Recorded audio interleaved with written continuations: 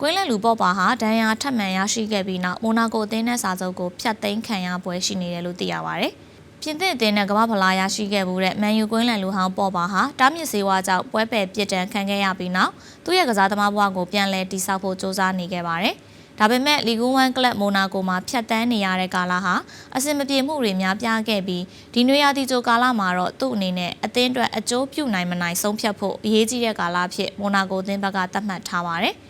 ပေါ့ပါဟာပွဲတစ်ပွဲမှာ45မိနစ်ကြာကစားခဲ့ပေမဲ့ပြီးခဲ့တဲ့ရာသီကဖြစ်ခဲ့တဲ့ဒူးတန်ရာထပ်မံရရှိခဲ့တာကြောင့်နောက်ထပ်ပွဲစဉ်၄ပွဲကိုလွှဲချော်ခဲ့ပါတယ်။အခုလည်းလေးကျင်ရင်ပြုလုပ်နေစဉ်ခြေထောက်မှာပြင်းထန်တဲ့နာကျင်မှုကိုခံစားရပြီးလဲကျသွားတာကြောင့်မိုနာကိုအသင်းနဲ့သူ့ရဲ့စာချုပ်ကိုဖျက်သိမ်းမှုဆုံးဖြတ်ချက်ပုံမမြန်ဆန်စေခဲ့တယ်လို့ပြင်သစ်မီဒီယာတွေကဖော်ပြထားပါတယ်။ပေါ့ပါဟာပြီးခဲ့တဲ့တစ်ပတ်ကမှလေးကျင်ရင်ပြန်လုပ်ခဲ့တာဖြစ်ပြီးအသင်းနဲ့ကစားခဲ့တဲ့လေးကျင်ရင်ပွဲတစ်ခုမှာပေါင်တန်ရာရရှိခဲ့ပြီးဒီတစ်ပတ်အတွင်း MRI စစ်ဆေးမှုတွေပြုလုပ်ဖို့စီစဉ်ထားပါတယ်။အခုအခါမိုနာကိုအသင်းဟာပေါ့ပါနဲ့သူ့ရဲ့ကိုယ်စားလှယ်တွေကြားဆွေးနွေးညှိနှိုင်းပြီးလာမယ့်နွေရာသီမှာတက်တန်းကုံဆုံးမဲ့သူ့ရဲ့စာချုပ်ကိုရော်ကြေးပေးစာချုပ်ဖြတ်သိမ်းနိုင်ရေးသဘောတူညီမှုရရှိဖို့ကြိုးပမ်းသွားမယ်လို့သိရပါတယ်။ Daily Mail ရဲ့ဖော်ပြချက်အရပေါ့ပါကိုပြီးခဲ့တဲ့အင်္ဂါနေ့က American Major League ကလပ်အသင်းတွေကကမ်းလှမ်းထားတယ်လို့သိရပါတယ်။